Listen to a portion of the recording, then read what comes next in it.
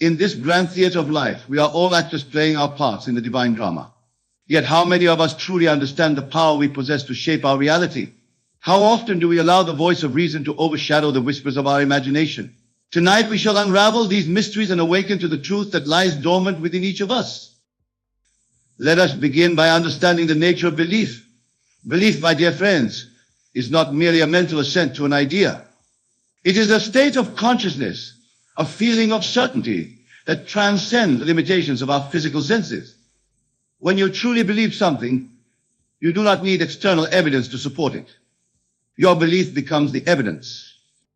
Now you might wonder, Neville, how can I believe something when all reason and logic seem to deny its possibility? This is where the magic lies. You see, reason is but a servant of your assumptions.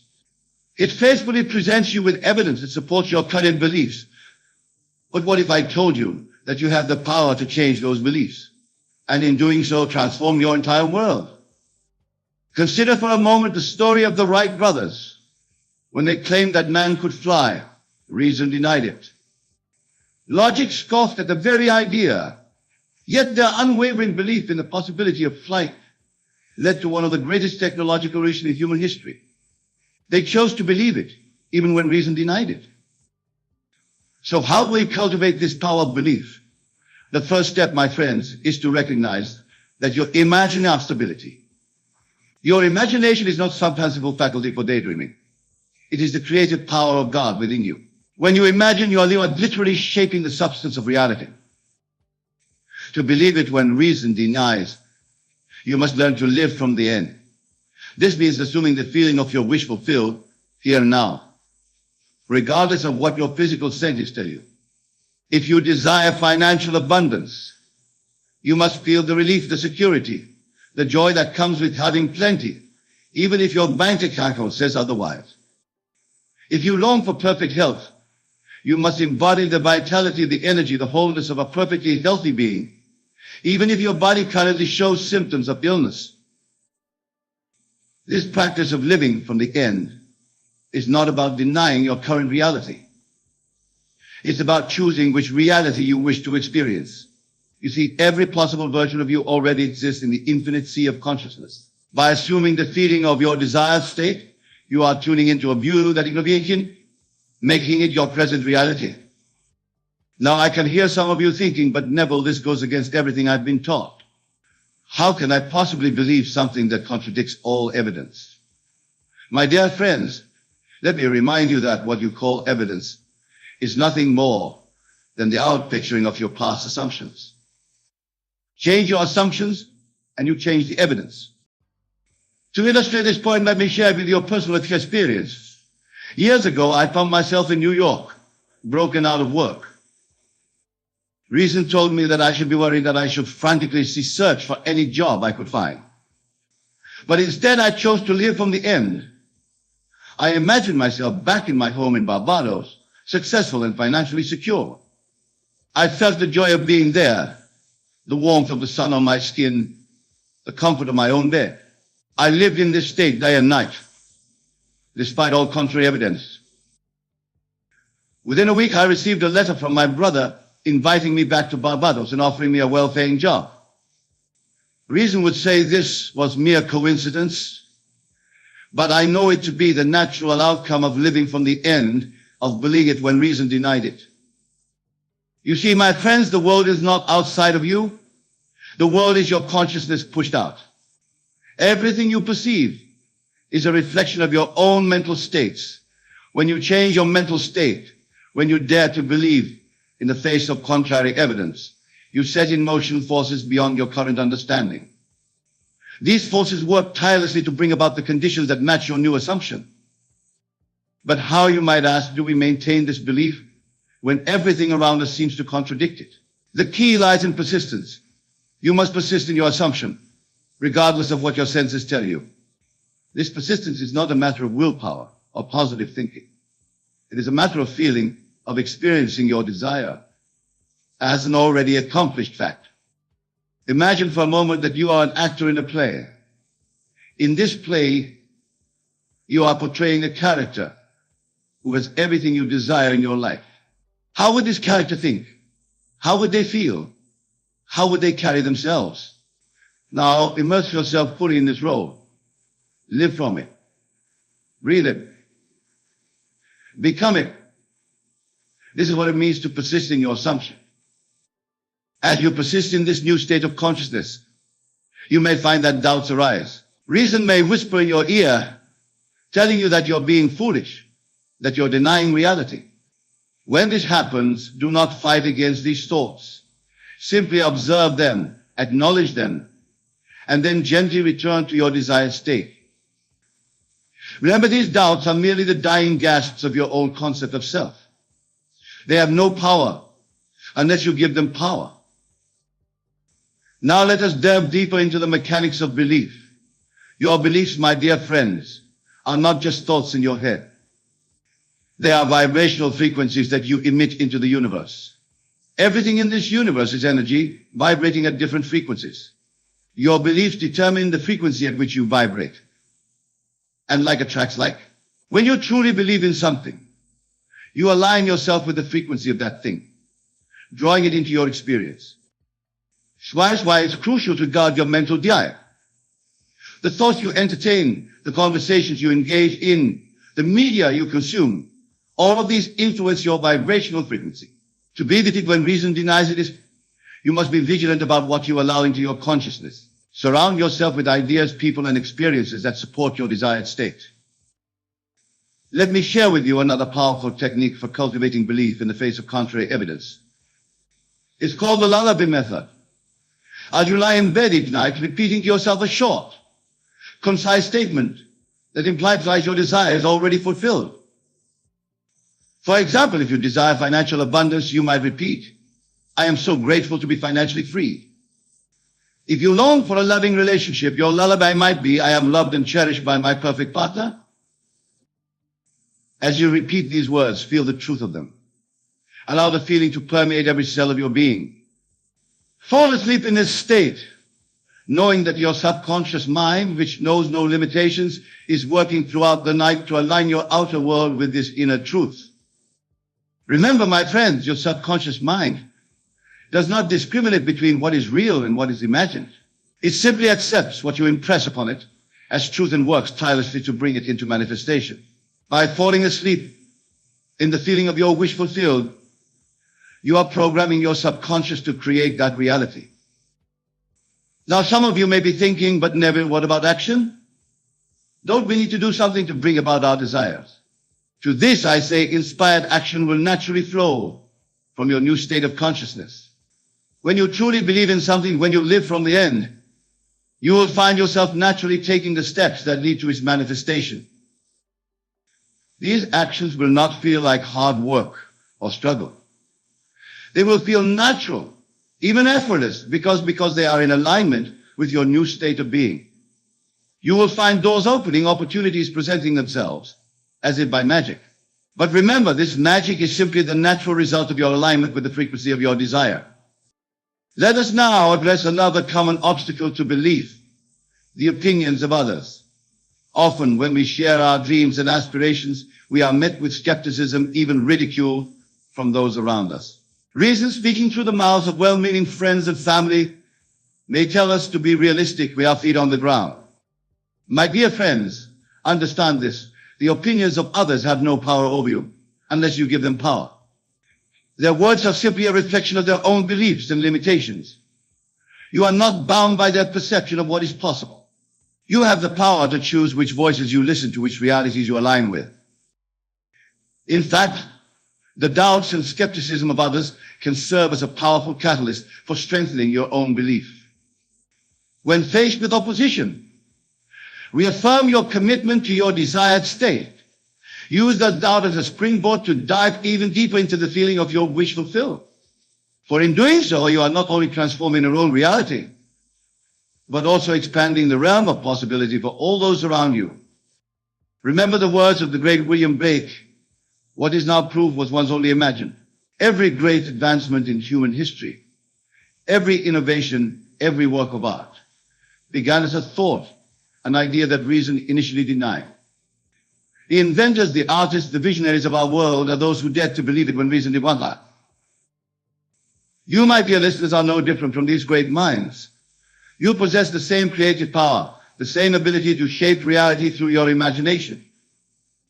The only difference lies in your willingness to use this power, to believe in the face of all contrary evidence. Now let us explore another powerful tool for cultivating belief, the art of revision. Each night before you sleep, take a few moments to review the events of your day. But do not review them as they occurred. Instead, revise them. See them playing out exactly as you would have wished them to be. If you had a challenging interaction with someone, replay that scene in your mind's eye, but this time see it unfolding harmoniously. If you faced a setback in your goals, revise it to a stepping stone towards success. Whatever circumstances you wish to change them first in your imagination. This practice of revision serves two powerful purposes. First, it impresses upon your subconscious mind new patterns of experience, which it then works to manifest in your outer world. Second, it strengthens your ability to choose your mental states, to believe in your desired reality regardless of current circumstances. As you consistently practice revision, you will find that your outer world begins to conform more and more to your revised inner experiences. You are literally rewriting your past, and in doing so, reshaping your present and future. Now, my friends, I want to address a question that often arises when discussing these principles. Many ask, but Neville, isn't this just a form of self-deception? Aren't we fooling ourselves by believing something that isn't true? To this I say, truth is not something external to you. Truth is not determined by your current circumstances or by the opinions of others. Truth is what you choose to as real in your imagination. When you accept something as true in your imagination, when you live from that state with unwavering faith, it must become true in the outer world. This is the law of your being. Consider for a moment the placebo effect. Medical science has long recognized that patients often experience real physiological changes simply because they believe they are receiving effective treatment. Their belief, their assumption of health, creates actual healing in their bodies. Is this self-deception, or is it a demonstration of the incredible power of belief to shape our reality? You see, my dear friends, what you call reality is far more malleable than you have been led to believe. It is not a fixed, external thing, but a fluid reflection of your own consciousness. When you truly grasp this truth, when you begin to live from it, you will find that nothing is impossible to you. But believing it when reason denies it requires courage. It requires a willingness to step out of your comfort zone, to challenge your long-held assumptions about what is possible. It requires faith, not blind faith, but faith born of understanding the true nature of reality and your place within it. This faith is not something you need to acquire. It is already within you. It is your natural state. The doubt, the skepticism, the belief in limitations, these are the acquired conditions. They are the result of your education, your upbringing, your past experiences. But they are not you. They are not the truth of your being. To reclaim your natural state of faith, of limited belief, you must be willing to question everything you think you know. You must be willing to entertain possibilities that your rational mind may initially reject. For it is in this space of openness, of willingness to believe, that miracles occur. Imagine for a moment that you are a prisoner in a cell. For years you have lived within the confines of this cell, believing it to be the extent of your world. Then one day someone tells you that the door has always been unlocked. Would you immediately rush to open it? Or would you hesitate, held back by your long-held belief in your imprisonment? This, my friends, is the situation many of us find ourselves in. We are prisoners of our own limiting beliefs, held captive by our acceptance of what reason tells us is possible. But the door has always been unlocked. The power to step into a new reality, a reality aligned with our deepest desires, has always been within us. To believe it when reason denies it is to reach for that door handle.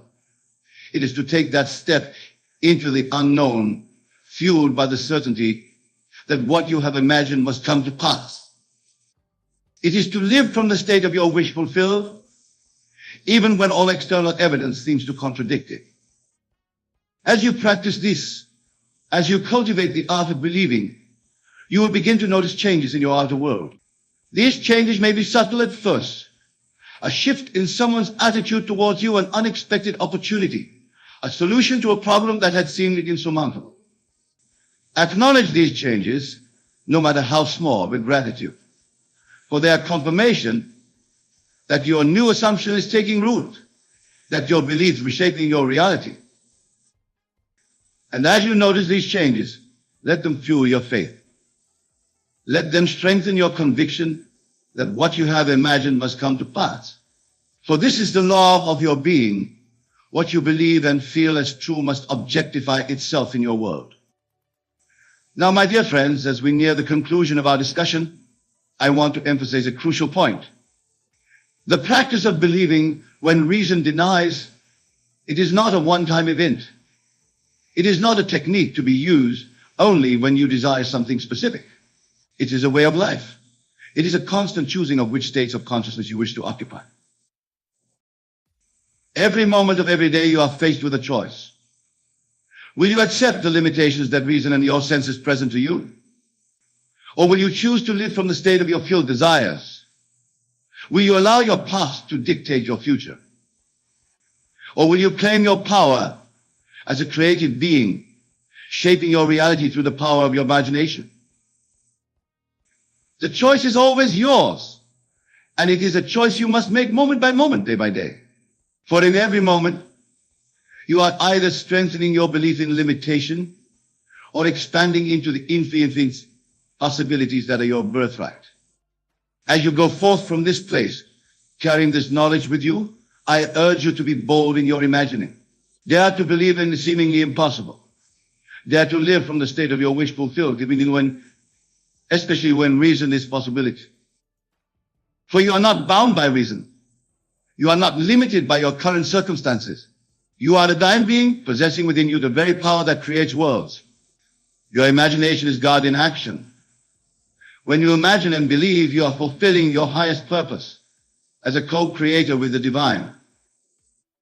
So believe, my friends. Believe with all your heart, with all your soul, with all your being. Believe in the face of all contrary evidence. Believe when reason screams its denial. Believe and watch in awe as your world transforms to match your belief. For in the end, it is not reason that shapes our lives. It is our beliefs, our assumptions, our chosen states of consciousness.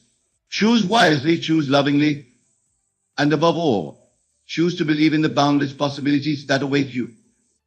As we conclude, I invite you to take a moment now to feel the truth of your desired state.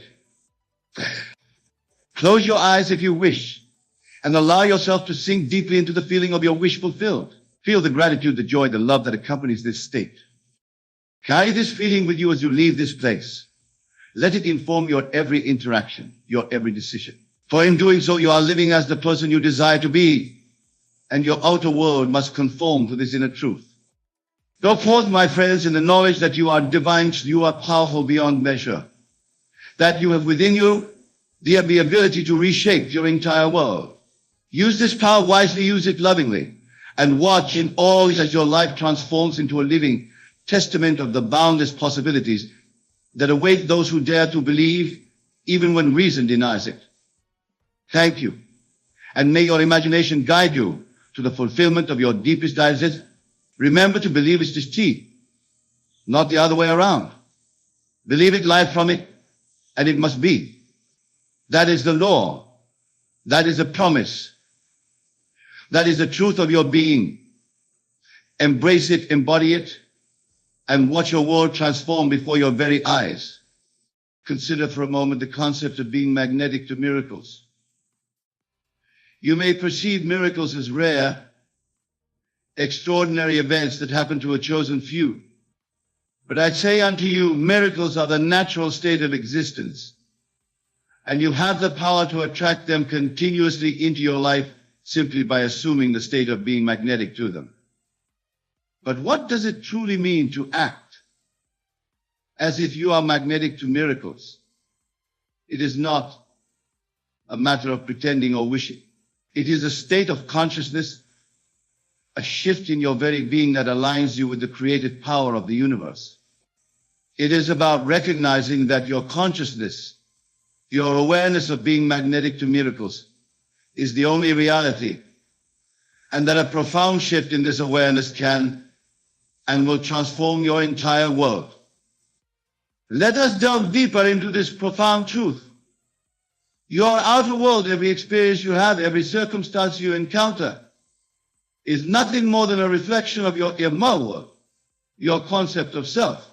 And this concept of self can be radically altered by assuming the state of being magnetic to miracles.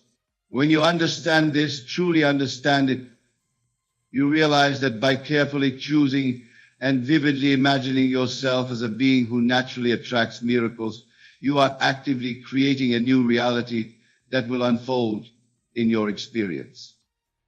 This understanding is crucial, for it shifts the entire paradigm of how you approach life. No longer are you a helpless being at the mercy of chance and circumstance, hoping for occasional miracles. You become the active creator of your reality, knowing that as you assume the state of being magnetic to miracles, the universe must rearrange itself to match this new inner assumption. But how, you may ask, can one truly act as if they are magnetic to miracles?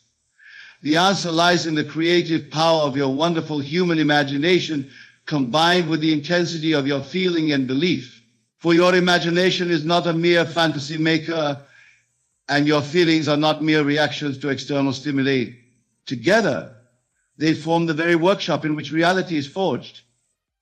Let us take a moment to truly understand this. Your subconscious mind, which is one with the universal creative force, does not distinguish between what you vividly imagine and feel as true and what you actually experience in the outer world. It accepts as true whatever you feel to be true in your imaginal acts.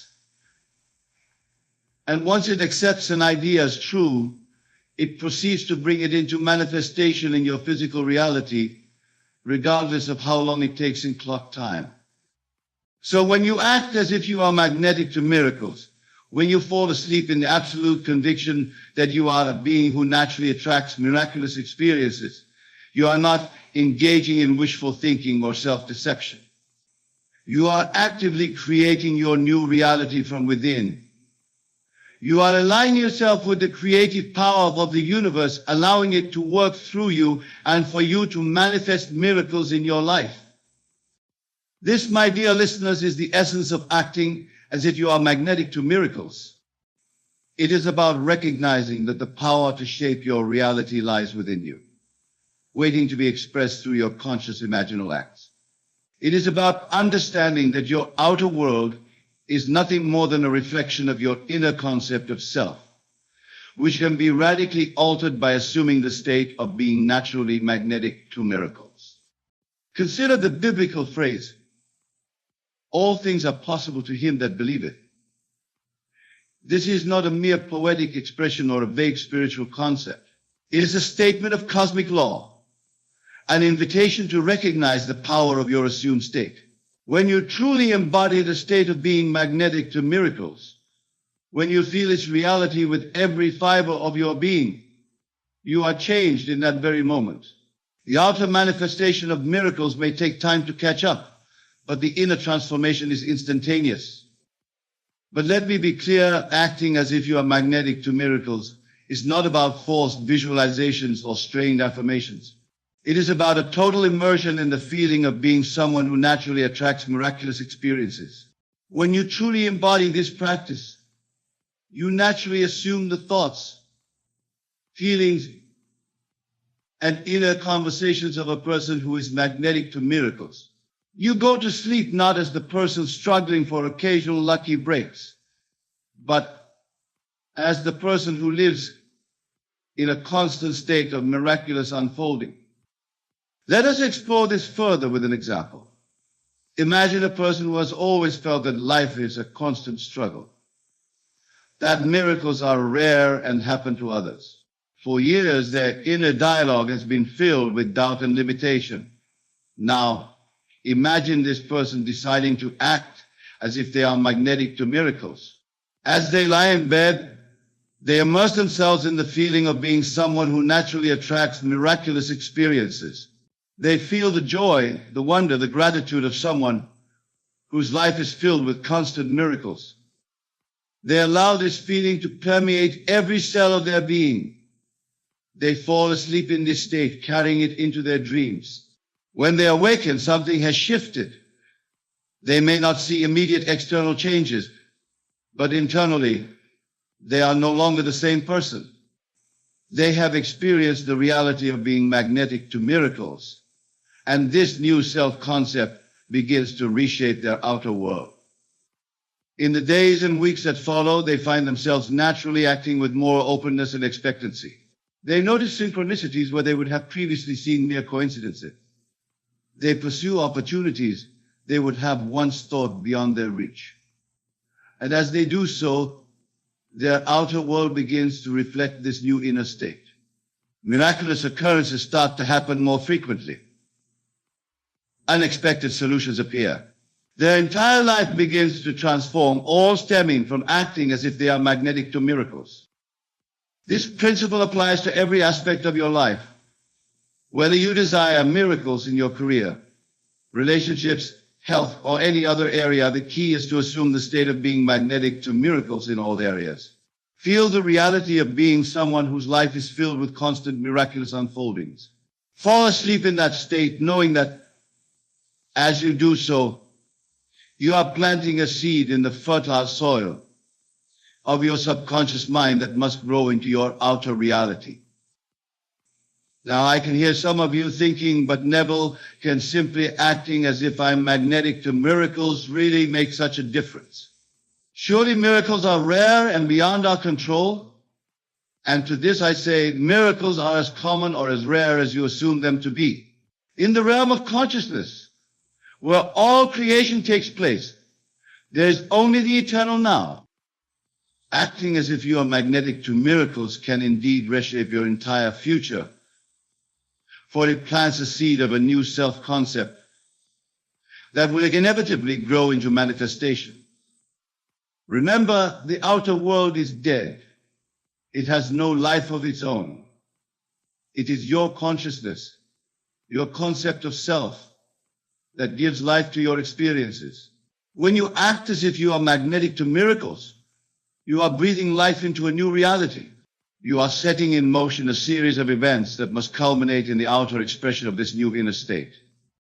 This, my dear friends, is the true secret to becoming magnetic to miracles. It is about aligning your entire being with a new concept of self, recognizing that this new self-concept is seeking expression through you, and allowing it to flow into your experience through the power of your focused imagination and unwavering belief. But let me warn you, this shift in consciousness is not always an easy task. The old habits of thought and feeling, the familiar self-concept you've held for so long, may try to reassert themselves. As you lie in bed attempting to embody the state of being magnetic to miracles, doubts may creep in. The voice of your old self may try to convince you that miracles are impossible, that you're fooling yourself. When this happens, do not fight against these thoughts. Simply observe them, acknowledge them, and then gently return to the feeling of being magnetic to miracles. For the war is not won by battling against what you don't want to be, but by persistently embodying what you do want to be. This persistence, this unwavering commitment to maintaining your new state of being magnetic to miracles in the face of doubts and contrary evidence, is what allows you to truly transform your life. Think of it like tuning a radio. When you're trying to listen to a particular station, you don't focus on eliminating all the other stations. You simply tune into the frequency you desire. In the same way, you don't need to fight against your current reality or forcefully push away doubts and fears. You simply need to tune yourself to the frequency of being magnetic to miracles, to align your entire consciousness with the person who naturally attracts miraculous experiences. This tuning is done through your focused imagination and your ability to generate and maintain the feeling of being magnetic to miracles. Your imagination is the dial that allows you to tune into different frequencies of experience. As you use your imagination to fully embody the state of being magnetic to miracles, as you feel the reality of being this version of yourself, You are tuning yourself to that frequency, allowing the corresponding experiences to flow into your life. But remember, my friends, while the inner transformation can occur in an instant as you assume this new state, the full manifestation of miracles in your outer world may take time. The seed planted by acting as if you are magnetic to miracles will grow, but it must go through its natural stages of development. Do not be discouraged if you do not see immediate dramatic changes in your external circumstances. Know that the moment you succeeded in fully embodying the state of being magnetic to miracles, change became inevitable. As you persist in maintaining this new state in your daily life, you will find that your perception of yourself and your world begins to shift. What once seemed like ordinary coincidences now appear as miracles. Challenges become opportunities for miraculous solutions. You begin to see yourself as the empowered, miracle-attracting being you imagined yourself to be. Now, some of you may be wondering, but Neville, how can I ensure that I maintain this state of being magnetic to miracles? How can I prevent falling back into old patterns of thinking and feeling that may repel miracles? And to this I say, the power of your assumed state lies not just in the intensity of the experience, but in the knowing it brings. Once you have experienced the reality of being magnetic to miracles, even if only in your imagination, you have tasted the truth of your divine nature. This knowing becomes an anchor, a reference point to which you can always return. In the days and weeks that follow, as you begin this practice of acting as if you are magnetic to miracles, you may face moments of doubt or challenge. In these moments, recall the feeling of that state. Remember the reality of being a person who naturally attracts miracles. Let that memory, that knowing, guide you back to your new state of being. For having experienced it once, you can experience it again and again, each time strengthening your new self-concept. The key is to make your imaginal experience of being magnetic to miracles as real and vivid as possible. Engage all your senses. As you lie in bed preparing for sleep, see yourself as the person who naturally attracts miracles. Hear the amazement in people's voices as they witness the miracles in your life. Feel the joy, the wonder, the gratitude of being someone whose life is filled with constant miraculous experiences. Make it so real that your rational mind cannot distinguish between this imaginal act and physical reality. But here's a crucial point, my friends. The goal is not to imagine specific miraculous events. The goal is to embody the essence of being magnetic to miracles. For it is this state of being that is the true attractor of miraculous experiences. Let me illustrate this with an example. Instead of imagining a specific miraculous event, like winning the lottery or spontaneously healing from an illness, embody the state of being someone who naturally attracts miracles in all areas of life. Feel the confidence, the expectancy, the joy that comes with this state. See yourself moving through life with an aura of miraculous potential surrounding you. Hear yourself speaking words of gratitude for the constant flow of miracles in your life. By focusing on the state of being magnetic to miracles rather than specific outcomes, you allow the universe to bring miracles to you in ways that might far exceed your specific imaginings. You open yourself to possibilities beyond what your current mindset can conceive.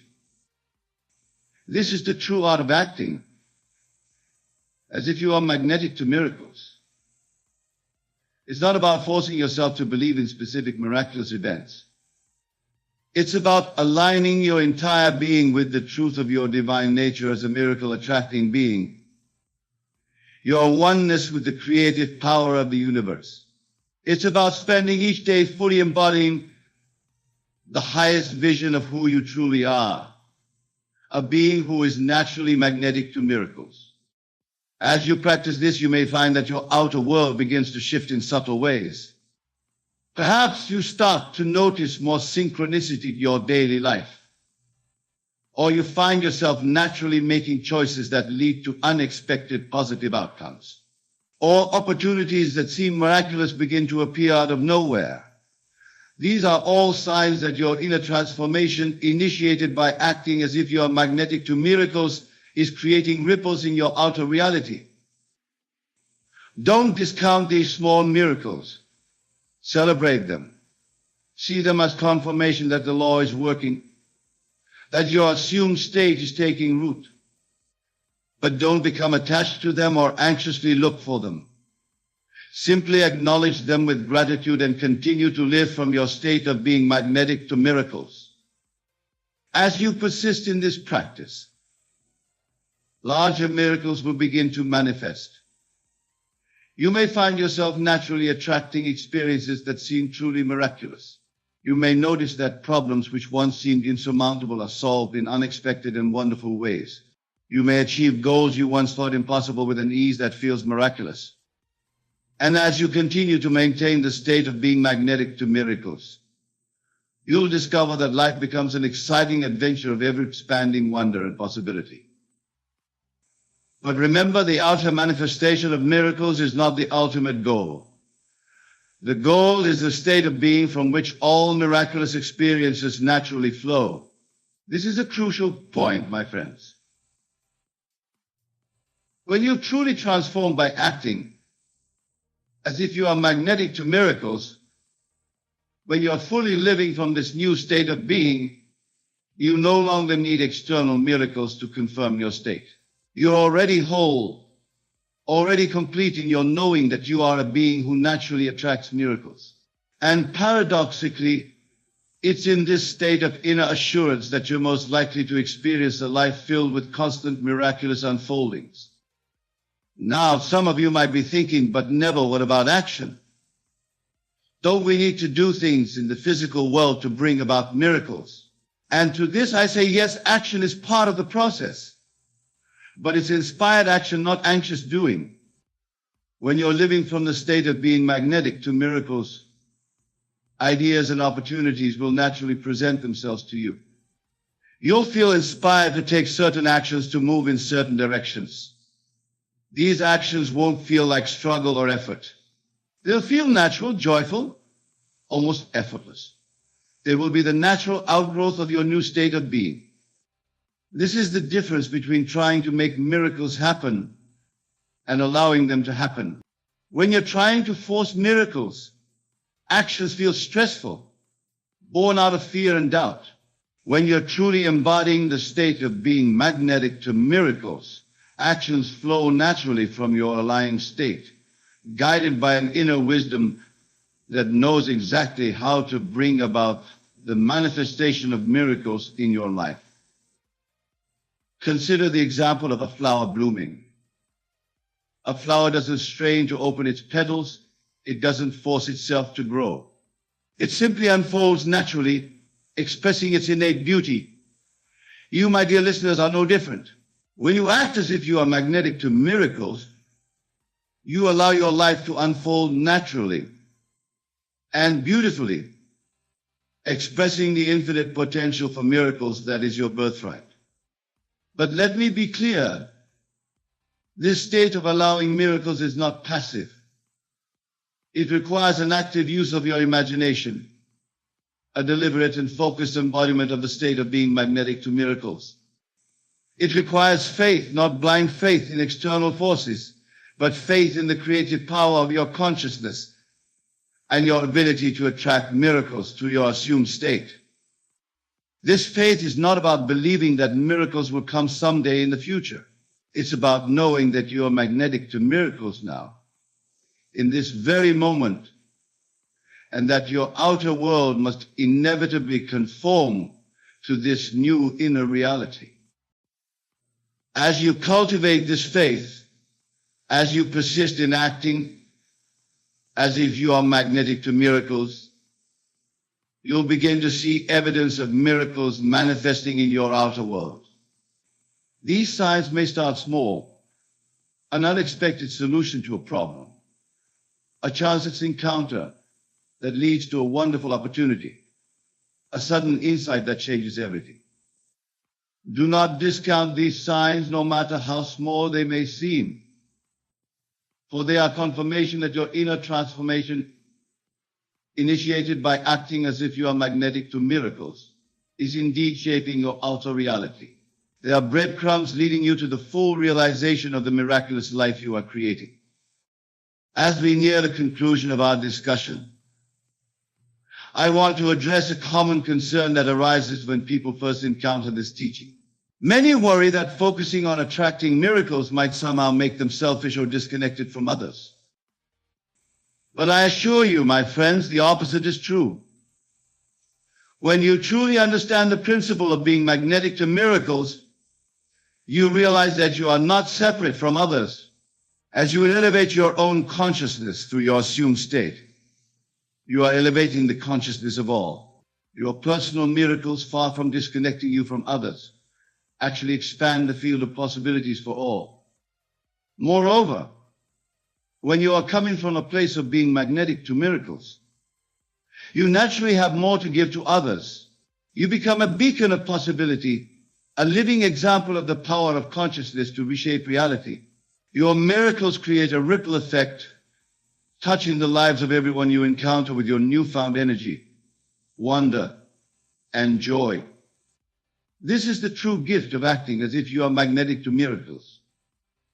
It's not just about improving your individual circumstances, although that will happen. It's about aligning yourself with the fundamental nature of the universe, which is boundless potential and perpetual creation. It's about recognizing your own divine nature and allowing it to express itself fully through you. In this state of alignment, of living from the state of being magnetic to miracles, you become a channel for the most beautiful expressions of life. Ideas flow to you effortlessly. Opportunities present themselves naturally. The right people and circumstances appear in your life at the perfect time. This is the magic of living from your transformed state of being. But remember, this magic is not something external to you. It's not some cosmic force that you need to appease or manipulate. It is the natural expression of your own consciousness when it's aligned with the truth of your being. You are the power. You are the magic. You are the one who has transformed yourself by acting as if you are magnetic to miracles. As we draw our time together to a close, I want to leave you with a final thought. The principle we've explored tonight, ACT as if you are magnetic to your miracles, is not just a technique for attracting good fortune. It's about recognizing your true nature as a divine, creative being. It's about aligning your entire being with the fundamental truth of who you are and allowing your grandest expression to flow through you. So, my dear friends, as you leave here tonight, I urge you to embrace this principle with all your heart. Don't see it as a technique to be applied occasionally, but as a way of life to be lived continuously. Use your mighty imagination to immerse yourself fully in the state of being magnetic to miracles. Feel the naturalness of being the miracle attracting being you truly are. Live from this state, persist in this knowing, and watch as your world rearranges itself to match your inner transformation, bringing forth a life filled with constant miracles and wonder. I tell you that every test of faith you encounter is not a punishment, not a sign of abandonment, but rather evidence of your imminent expansion into greater states of being. There is an intelligence within you, call it God, call it your wonderful human imagination that knows your capacity far better than your conscious mind ever could. Tonight, I wish to share with you the profound truth that what appears as a test is actually preparation. What seems like delay is divine timing. What feels like loss is merely the clearing away of what can no longer serve your expanded state of consciousness. The nature of tests. Let us begin by examining what we mean by a test of faith. Many of you have been taught to view these tests as God's way of determining if you are worthy. This is not so. God, being your own wonderful human imagination, already knows all that you are and all that you can be. The test is not for God's information, but for your transformation. When you find yourself in circumstances where everything you believe seems challenged, where all external evidence contradicts your inner knowing, This is not God's doubt of you, but God's invitation to you. It is an invitation to rise above the world of effects and to stand firm in the world, of course, the world of imagination. Remember the words from Scripture. Faith is the substance of things hoped for, the evidence of things not seen. This is not mere poetry. It is a precise description of the creative process. Faith is not blind hope. Faith is the actual substance, the spiritual material from which your desires are fashioned. When your faith is tested, the very substance of your creative power is being refined, purified, and strengthened. Just as gold must pass through fire to be purified, so must your faith pass through apparent contradictions to be strengthened. The law of assumption. I have taught you many times about the law of assumption. This law states that if you assume you are what you want to be and persist in that assumption, it must become fact in your world. This is not positive thinking. This is not mere affirmation. This is the creative power that spoke the worlds into being now operating through you. But what happens when you make your assumption and then face circumstances that seem to mock that assumption? What happens when you declare, I am wealthy, and then receive an unexpected bill? What happens when you declare, I am loved, and experience rejection? What happens when you declare, I am healthy, and symptoms persist? This, my dear friends, is the test. And how you respond to this test determines the speed and manner of your manifestation. Most people, when faced with contradictory evidence, abandon their assumption. They conclude that the law has failed, that their technique was flawed, or that they themselves are unworthy of their desire. But I tell you now, with the authority of experience, that this moment of contradiction is the most crucial point in your manifestation. When the world says no to your assumption, it is not a final answer. It is a question. Will you persist? Will you remain faithful to your imagination? Will you continue to sleep in the assumption of your wish fulfilled, even when all of your senses deny it? The biblical pattern. Look to Scripture, for this pattern is revealed throughout. Consider Joseph, who dreamed of greatness only to be sold into slavery by his own brothers, falsely accused and imprisoned. Were these not tests of his faith? Yet every seeming setback was actually a setup for the fulfillment of his vision. Consider Moses, who was called to lead his people to freedom only to face a hardened Pharaoh and a seemingly impassable Red Sea. Was this not a test of faith?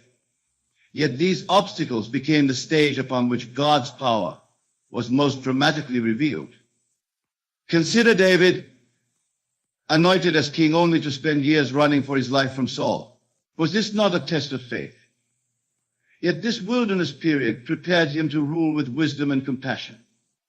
Consider the pattern of the entire Bible. It is the story of promises made, promises seemingly contradicted, and promises ultimately fulfilled in ways far greater than initially imagined. The mechanics of testing. Now let me explain to you the mechanics of these tests, for understanding transforms blind endurance into conscious cooperation. When you set a new assumption, you are essentially declaring a new state of consciousness. You are saying, this is who I am now. But your physical reality, your body, your circumstances, your relationships, these are all reflections of who you have been. They are the harvest of seeds planted in the past. There is therefore an interval between the planting of your new assumption and the manifestation of its corresponding reality. This interval is not empty time. It is filled with transition, with the dissolving of the old and the formation of the new. During this interval, two things occur simultaneously. First, the conditions that no longer match your new state begin to dissolve. This often appears as loss, as challenge, as the removal of what you once thought essential. Second, the conditions that do match your new state begin to form. This often appears first as subtle changes, intuitions, synchronicities, the barely perceptible evidence that the new reality is taking shape. Most people fix their attention on what is dissolving and miss what is forming. They interpret the dissolution of the old as failure rather than as necessary clearing. This misinterpretation leads them to abandon their assumption just when it is beginning to take root. The test then is whether you will focus on what is dying or what is being born. Will you identify with the dissolving past or the emerging future? Will you be faithful to your senses or to your imagination? The scale of preparation.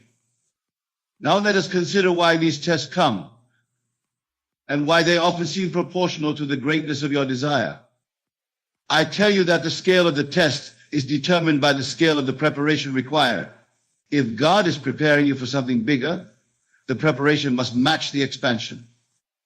Think of it this way. If you wish to move from a small apartment to a mansion, you would need to clear out possessions that wouldn't fit in your new home. You would need to adapt to new systems of maintenance. You would need to adjust to new neighbors and perhaps even a new concept of yourself as the owner of such a property. Similarly, if you are moving from a limited state of consciousness to an expanded one, there is preparation involved. Limiting beliefs must be cleared. Old habits must be released. Relationships that anchored you to your former self must either transform or dissolve. The greater the expansion, the more comprehensive the preparation. This is why those with the greatest visions often face the most significant challenges. It is not punishment. It is preparation. Consider the life of anyone who has achieved greatness in any field. Without exception, you will find periods of testing that preceded their breakthrough. These tests were not obstacles to their achievement. They were the very forge in which their achievement was fashioned. The rebirth process. What you are experiencing when your faith is tested is nothing less than a death and rebirth process. The limited self must die for the expanded self to be born. In John 12:24, Jesus expresses this principle beautifully. Very truly I tell you, unless a kernel of wheat falls to the ground and dies, it remains only a single seed. But if it dies, it produces many seeds. Your old concept of self is the seed that must fall to the ground and die. The apparent loss, the confusion, the contradiction, these are all part of the dying process. But from this death comes multiplication, expansion, and abundance beyond what the single seed could contain. This is why Jesus also said, whoever finds their life will lose it, and whoever loses their life for my sake will find it. He was not speaking of physical death, but of the surrender of limited identity for the sake of expanded being. When your faith is tested, you are being invited to lose your life, your limited concept of self, in order to find your life, your expanded awareness of who you truly are. The practical response to tests. How then should you respond when your faith is tested? Let me give you practical guidance. First, recognize the test for what it is: not punishment, not failure, but preparation and opportunity. This recognition alone will transform your experience. Second, double down on your assumption. When external evidence contradicts your inner knowing, that is precisely the moment to intensify your assumption. Do not merely maintain it, strengthen it. As darkness increases, so should your inner light. Third, look for the evidence of your assumption's fulfillment, no matter how small. There is always evidence if you train your eyes to see it. A synchronicity, a small improvement, a monadea, a moment of unexpected peace. These are the early sprouting of your manifestation. Fourth, use your imagination more vividly and more frequently. If you have been imagining your desire once a day, begin to do it 3 times. If you have been seeing it vaguely, begin to add detail. Make the colors brighter, the sounds clearer, the feelings more intense. Fifth, detach from the how and the timeline. The test often comes in the form of manifestation unfolding in a way you did not expect or on a schedule you did not anticipate. Your job is not to dictate the path or the timing, but to maintain the end, the state of wish fulfilled. Finally, and perhaps most importantly, find the gratitude in the present moment. Thanksgiving is the highest form of faith. To give thanks before the manifestation is visible is to truly live from the end. It is the ultimate declaration that your assumption is more real to you than your current circumstances. The greater purpose being prepared. Now let us consider what it means that God is preparing you for something bigger. What is this something bigger that awaits beyond the test? I tell you that the something bigger is not merely an improved circumstance. It is not just more money, better health, or a loving relationship, though it may include all of these. The something bigger is an expanded state of consciousness. God, your own wonderful human imagination is preparing you to occupy a state where you know yourself as the creator of your reality, where you move through life with the confident expectation of good, where you understand that external circumstances are not causes but effects of your inner state. This expanded consciousness is what Jesus referred to when he said, "The kingdom of heaven is within you." It is a state where you no longer live in fearful reaction to the world, but in creative relationship with it. It is a state where you understand that all power has been given unto you in heaven and earth. The tests come not to determine if you deserve this state, but to develop in you the capacity to maintain it. For what good would it do to place you in an expanded state if you lack the spiritual musculature to remain there? The pattern in your own life. I invite you now to look at your own life and identify the pattern of tests and preparation. For this pattern has been unfolding since your birth, and once recognized, it becomes a source of tremendous confidence. Think of a significant manifestation in your life or relationship, a career achievement, a personal transformation. Now look back at the period preceding its appearance. Did you not experience tests of your faith? Did you not face circumstances that seemed to contradict your desire? Yet here you are, having moved through those tests into manifestation. The very fact that you have manifested anything at all is proof that you have already passed tests of faith. Now apply this understanding to your current tests. If you have manifested before, can you not manifest again? If you have moved through tests before, can you not move through them now? The God who tested and prepared you then is testing and preparing you now. And the something bigger that awaits you is as much greater than your current desire as your current reality is greater than what you once thought possible. The law of persistent assumption. I wish to share with you now what I call the law of persistent assumption, for it is the key to moving through tests of faith into manifestation. This law states any assumption persisted in, despite contradiction, must eventually harden into fact. Notice the crucial phrase, despite contradiction. This is where most fail. They make an assumption but abandon it at the first sign of contradiction. The law never had a chance to operate because persistence was lacking. But those who understand the mechanics of manifestation know that contradiction is not denial, it is opportunity. Every contradiction is an invitation to persist more firmly in your assumption. When you persist despite contradiction, you are doing something remarkable. You are choosing your imagination over your senses. You are declaring that what you see in imagination is more real, more substantial, more trustworthy than what you see with your physical eyes. This is precisely what Scripture means by walking by faith, not by sight. It is not blind optimism. It is clear-eyed recognition that imagination precedes and shapes physical reality. The test reveals whether you truly believe this. Do you believe that your imagination creates reality, or do you believe that reality dictates what you can imagine? Your response to contradiction answers this question. The biblical promise. Let me remind you of the promise given in Scripture for it applies directly to these tests of faith. In 1 Corinthians 10:13 we read, "No temptation has overtaken you except what is common to mankind. And God is faithful. He will not let you be tempted beyond what you can bear. But when you are tempted, He will also provide a way out so that you can endure it." The word translated as temptation here can also be translated as test or trial.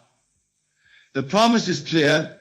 You will never be tested beyond your capacity to endure, and within every test is embedded the means of its transcendence. This is why I tell you that the test itself contains the preparation. The very circumstances that seem to challenge your faith are actually strengthening it if you respond with persistent assumption rather than with doubt and abandonment. The way out is not escape from the test, but transcendence through it. It is the discovery within yourself of resources you did not know you possessed: patience, courage, creativity, and most of all, an unshakable knowing that what you imagine must manifest. The evidence in your senses. There comes a moment in every manifestation when the evidence begins to appear in your sensory world. This is a crucial juncture, for many stumble even here. When the first evidence appears, it rarely comes as a complete manifestation. More often it comes as a sign, a partial fulfillment, a hint of what is to come. Those who understand the law recognize these signs and give thanks for them, knowing that they are proof of the law's operation. But those who do not understand the law often dismiss these signs as coincidence or as too little too late. They continue to focus on what is still lacking rather than on what is beginning to appear. I tell you that the first evidence, no matter how small, is as significant as the full manifestation. It is confirmation that the bridge of incidence is being built between your current reality and your desired state. When you acknowledge and give thanks for this evidence, you accelerate the manifestation. You are declaring to your subconscious mind, to the God within you, that you recognize and appreciate the creative process at work. This thanksgiving does not come from a place of lack. Thank you for this little bit, but I still need more. It comes from a place of fulfillment. Thank you for this outer confirmation of what I have known inwardly all along. The ultimate test and preparation. Now I wish to share with you what I consider the ultimate test and preparation, the one that underlies all others.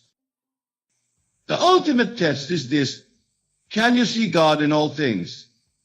Can you recognize that every circumstance, every person, every apparent obstacle is God in disguise, molding you, shaping you, preparing you? This is not abstract theology. This is practical spirituality.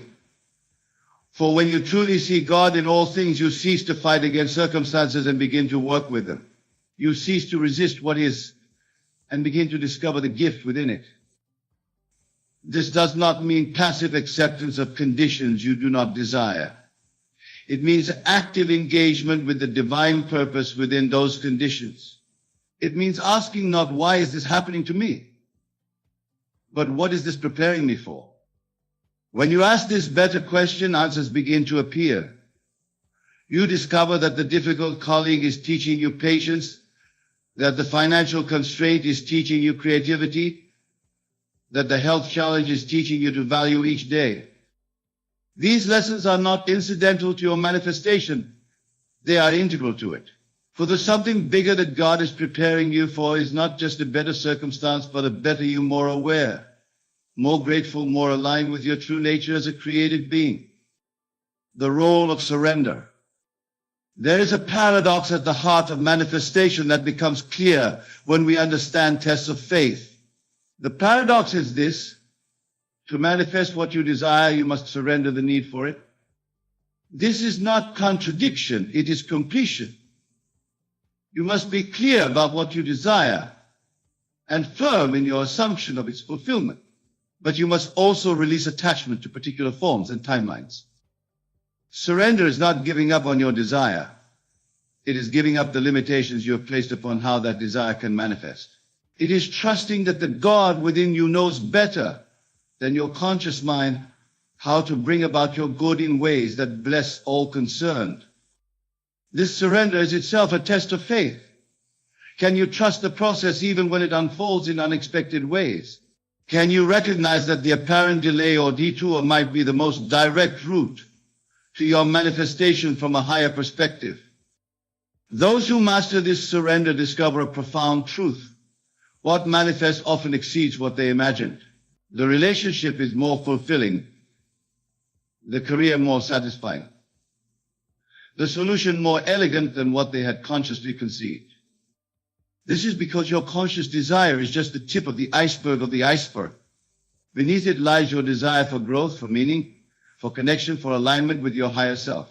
When you surrender, you allow the fulfillment of these deeper desires alongside your conscious ones. The community of faith. I wish to touch now on the importance of community during tests of faith, for we are not meant to walk this path alone. When your faith is tested, there is great value in connecting with others who understand the law and are practicing it. Their understanding supports yours. Their faith reinforces yours. Their testimonies remind you of what is possible. This is why I stand before you tonight, sharing these principles. This is why we gather together.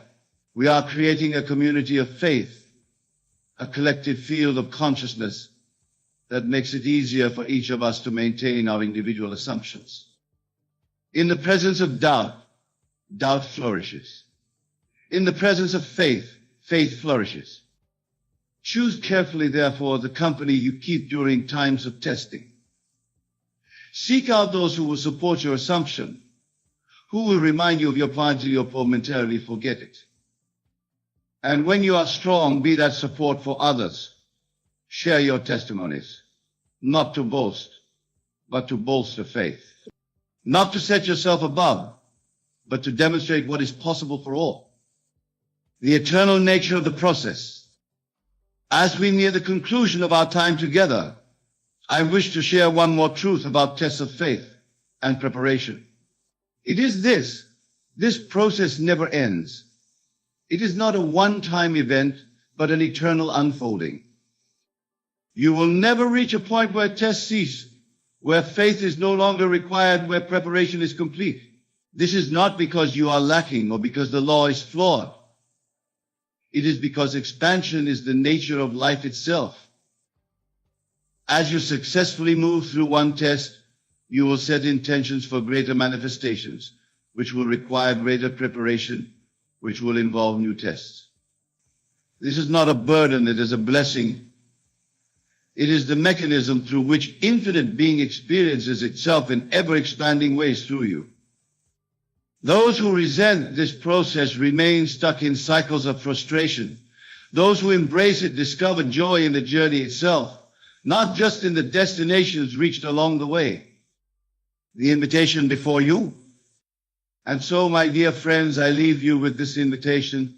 See the tests of faith in your life right now as evidence not of failure, but of imminent expansion. Recognize that these very circumstances that seem to challenge your faith are actually building your capacity for greater manifestation. Do not ask for easier tests, ask for stronger faith. Do not seek to avoid preparation, seek to embrace it fully, knowing that it precedes manifestation as surely as spring precedes summer. When doubt arises, and it will remind yourself that doubt too is part of the process. It is the final resistance of the old self before surrendering to the new. Welcome it, acknowledge it, and then gently return to your assumption. Remember that you are not alone in this process. The same God that tests your faith provides the strength to endure it. The same imagination that conceived your desire contains the power to manifest it.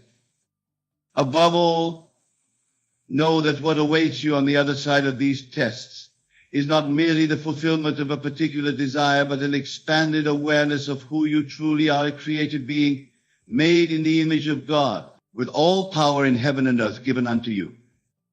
This is the something bigger for which you are being prepared. This is the prize that makes every test worthwhile. This is the truth that sets you free.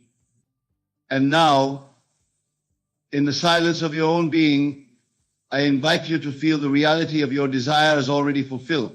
Feel the gratitude, the joy, the love that accompanies this fulfillment. Let this feeling sink deep into your consciousness, knowing that as you assume this state faithfully, persistently, despite all contradiction, it must harden into fact in your world. For this is the law, and the law is certain. This is the promise, and the promise is sure. This is the truth, and the truth has set you free. Thank you, and God bless you all. Let us begin with the fundamental law that governs all manifestation, the law of assumption. This law states simply that your outer world reflects your inner assumptions. What you believe to be true of yourself and your world must be made manifest in your experience. This is not a theory or a pleasant suggestion. It is an immutable law. As a man thinketh in his heart, so is he. These words from Proverbs contain the entire secret of successful living. Your consciousness, your concept of self, determines the world in which you live. The conditions, circumstances, and events of your life are but the outpicturing of your immanent beliefs. Many of you understand this intellectually, yet you continue to witness unwanted circumstances in your lives. Why is this so? It is because understanding alone is not enough.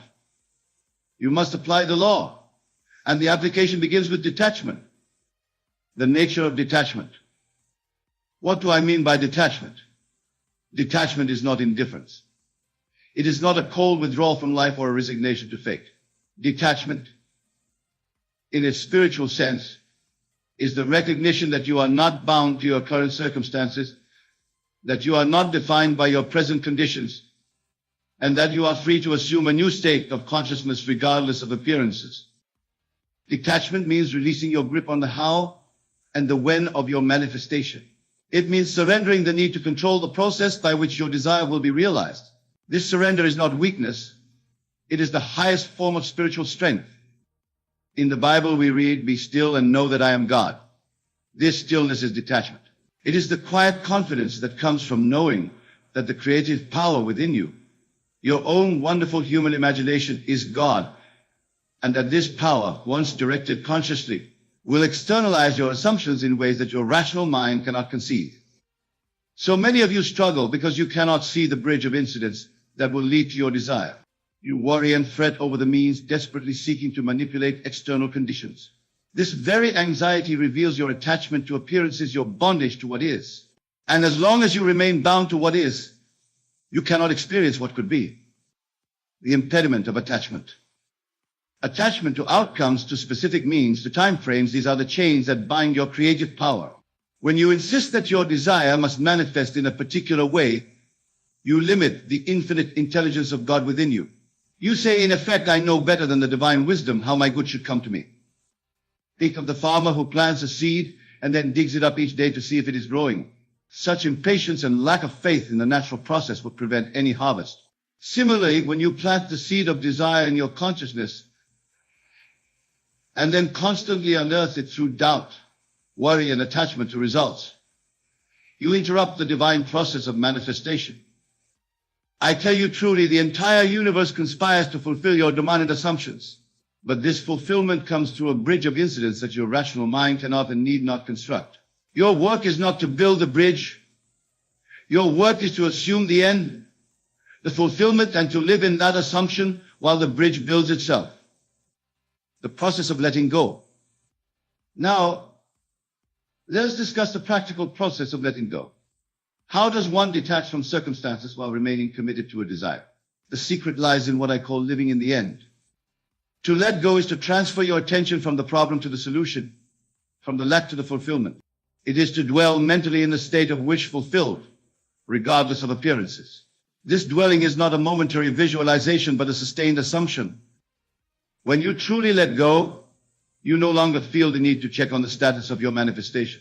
You no longer feel anxiety about when or how it will appear. You rest in the comfortable certainty that what you have assumed in consciousness must objectify itself in your world. Consider the words of Scripture: whatever you ask for in prayer, believe that you have received it, and it will be yours. This is the essence of letting go. You pray, Assume the feeling of your wish fulfilled, you believe. Live from that state as if it were already externalized, and then it manifests, becomes objectifying your world. The great obstacle to successful manifestation is the tendency to constantly check whether your desire has manifested. This checking is evidence of doubt, and doubt is a confession of attachment to current reality. To overcome this tendency, you must discipline your imagination to dwell exclusively in the end, in the state of fulfillment. The mental diet. This discipline requires what I call a mental diet. Just as you would carefully monitor what food you put into your physical body if you wish to maintain health, so must you monitor what thoughts you entertain in your mental body if you wish to manifest your desires. The mental diet consists of systematically rejecting any thought that contradicts your assumption of fulfillment. When doubts arise, and they will, you do not fight them or resist them, for what you resist persists. Instead, you simply withdraw your attention from the doubt and place it back on the assumption of fulfillment. This practice requires vigilance. The world is filled with evidence that will seem to contradict your assumption. Friends and family may tell you that your desire is impossible. Circumstances may appear to move in the opposite direction of your wish. In these moments, you must maintain your mental diet most rigorously. Remember, the natural man receiveth not the things of the Spirit of God, for they are foolishness unto him. The natural man is your senses, your rational mind that accepts current reality as final. The Spirit of God is your imagination, which can conceive of realities that transcend current appearances. You must choose which you will serve, focusing on your own path. Now we come to the third aspect of our discussion, focusing on your own path. This is perhaps the most challenging aspect of manifestation, for the world is filled with distractions, with comparisons, with the opinions and judgments of others. To focus on your own path is to recognize that your journey is unique. Your desires, your timing, your bridge of incidents cannot be compared to anyone else's. The moment you begin to compare your progress with others, you have strayed from your path. There is a wonderful passage in the Gospel of John. After Peter had received instructions from the risen Christ, he turned and saw John following them. Peter asked Jesus, "Lord, what about him?" Jesus replied, "If I want him to remain alive until I return, what is that to you? You follow me." This is one of the most direct instructions concerning the need to focus on your own path. What is that to you? You follow me. These words apply to each of us. The path of another, their success, their timing, their method is irrelevant to your journey. Your task is to follow the Christ within you, the God self that speaks through your desires and guides you through your imagination. When you focus on others, comparing your progress, seeking their approval, fearing their judgment, you divert precious creative energy away from your manifestation. Every ounce of attention given to the opinion of others is an ounce taken from the assumption of your wish fulfilled. The correlation between detachment, letting go, and focus. These three principles, detachment, letting go, and focusing on your own path, are not separate techniques, but different aspects of the same spiritual practice. Each reinforces and enables the others. When you truly detach from current circumstances, you naturally let go of anxiety about results. When you let go of anxiety about results, you find it easier to focus on your own path without comparing yourself to others. And when you focus on your own path without comparison, you strengthen your detachment from external validation. This virtuous cycle creates a state of consciousness that is optimally receptive to manifestation. It clears away the obstacles that have prevented the externalization of your desires. It aligns your creative power with your conscious intentions, the true nature of reality. To fully embrace these principles, you must understand the true nature of reality. The world you experience is not an objective, independent reality separate from your consciousness. It is the outpicturing of your assumptions, the projection of your beliefs. The universe is mental, declares the Hermetic principle. All that you experience is created first in consciousness and then projected outward as experience. This means that to change your world, you need not manipulate external conditions. You need only change your assumptions. This is the great liberation. You are not a victim of circumstances, but the creator of them. You are not subject to the whims of fate, but the author of your destiny. The power to transform your life lies not in coincidence, but in controlling your assumptions about yourself and your world. The practice of revision. Now, I wish to share with you a powerful technique for detachment and letting go, the practice of revision. Revision is the art of reimagining past events in a way that aligns with your desired self-concept and life experience. At the end of each day, before you sleep, review the events that were unsatisfactory or that contradicted your desired state. In your imagination, revise these events. See them playing out differently in a way that aligns with your wish fulfilled. If someone was unkind to you, imagine them being courteous and respectful. If you failed at a task, imagine yourself succeeding brilliantly. If you received bad news, imagine receiving good news instead. This practice is not mere wishful thinking or denial of reality. It is the conscious application of the creative power of your imagination to rewrite the impressions in your subconscious mind. Since your subconscious accepts as true whatever you impress upon it, revision allows you to replace limiting impressions with empowering ones. Through consistent revision, you gradually detach from the limiting story of your past and create a new foundation for your future. You let go of grievances, disappointments, and failures, replacing them with experiences that support your new self-concept. The inner conversation. Another powerful practice for detachment and focusing on your path is to monitor and revise your inner conversation. Your inner conversation, the things you say to yourself, and the imaginary conversations you have with others, reveals and reinforces your true assumptions. Most people's inner conversations are filled with worries, justifications, rehearsals of grievances, and defenses against imagined criticisms. These mental dialogues keep them bound to unwanted circumstances and diverted from their true path. To transform your life, transform your inner conversation. Imagine hearing the congratulations of friends on your success. Imagine discussing your achievement as a fait accompli. Imagine the conversations that would follow naturally if your desire were already fulfilled. As you discipline your inner conversation, you will find that detachment becomes easier. You will naturally let go of anxiety about results because your mental world is already filled with the evidence of fulfillment. You will focus more easily on your own path because your inner dialogue affirms your unique journey rather than comparing it to others. The Sabbath rest. There comes a point in the manifestation process where all the work is done. You have planted the seed of assumption. You have nourished it with attention. You have protected it through mental diet. And now it must grow of its own accord. This is what I call the Sabbath rest. In the Bible, God created for 6 days and rested on the seventh, declaring his work complete and good. This is a pattern for all creation, including the creation of your desires in manifestation. There comes a time to rest, to cease all effort, to simply know that it is done. This Sabbath state is the highest form of detachment. It is the absolute confidence that your creative work is complete in consciousness and must now objectify itself in experience. In this state, there is no anxiety, no checking, no effort to make it happen. There is only the quiet knowing that what has been planted must come to harvest. Many miss their manifestations because they cannot enter this Sabbath rest. They continue to work, to effort, to manipulate conditions long after the creative act is complete. This continued effort implies doubt, and doubt negates the assumption of fulfillment. Learn to recognize when your work is done in consciousness. Learn to say, as the Christ within you says, it is finished.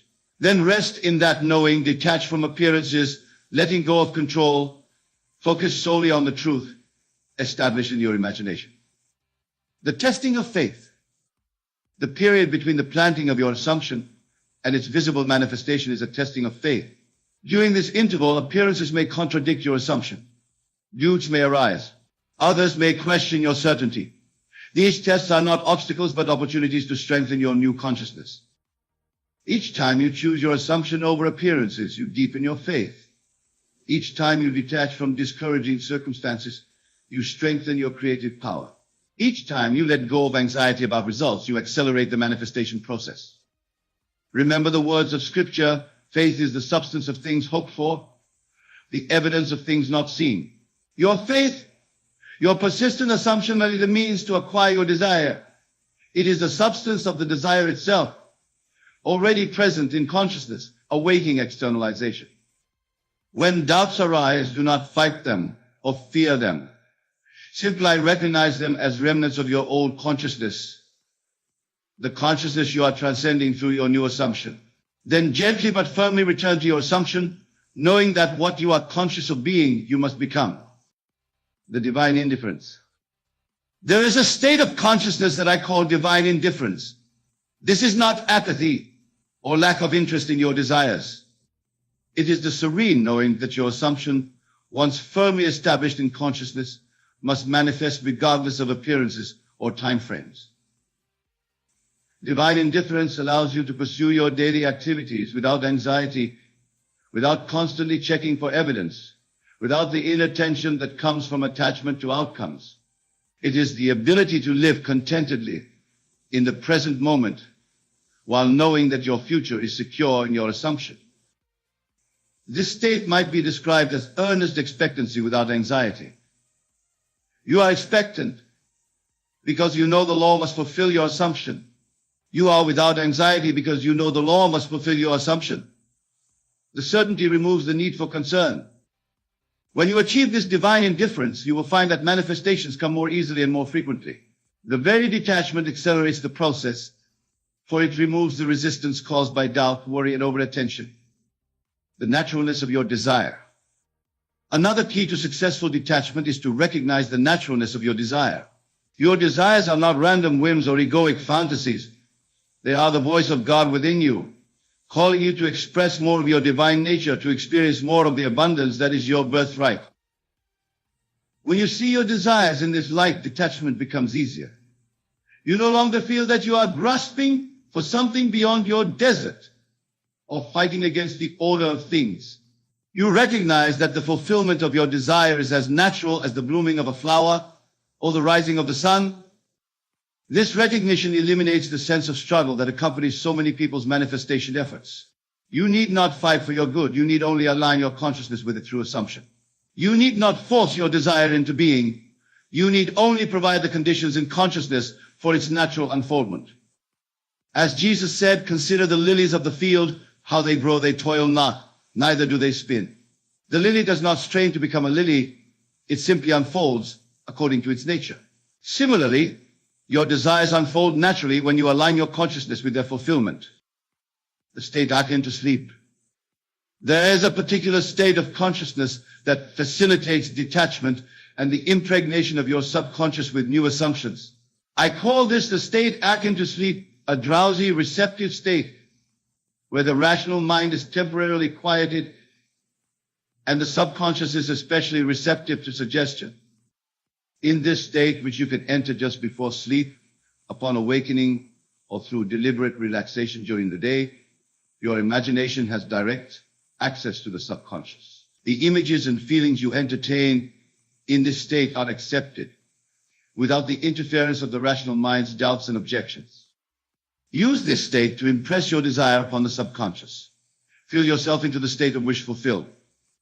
Experience in imagination the joy and gratitude of having what you desire.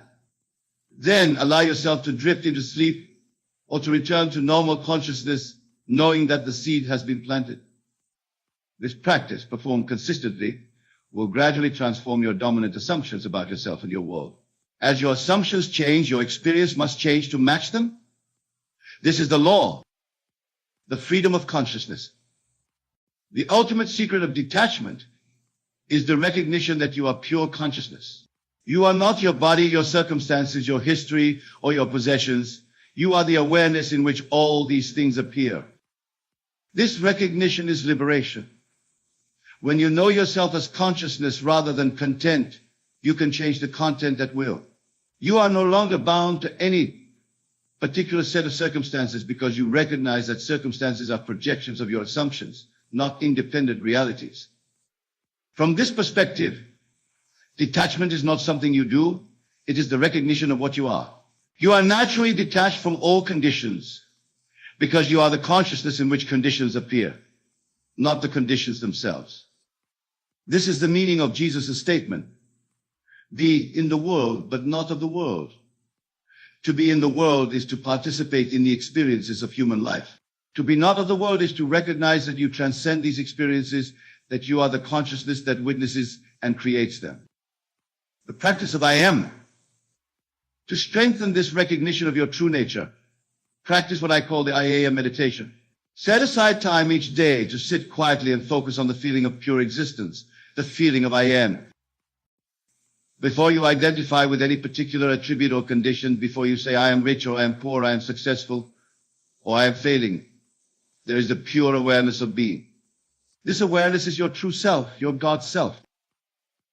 As you rest in this awareness, you naturally detach from limiting conditions.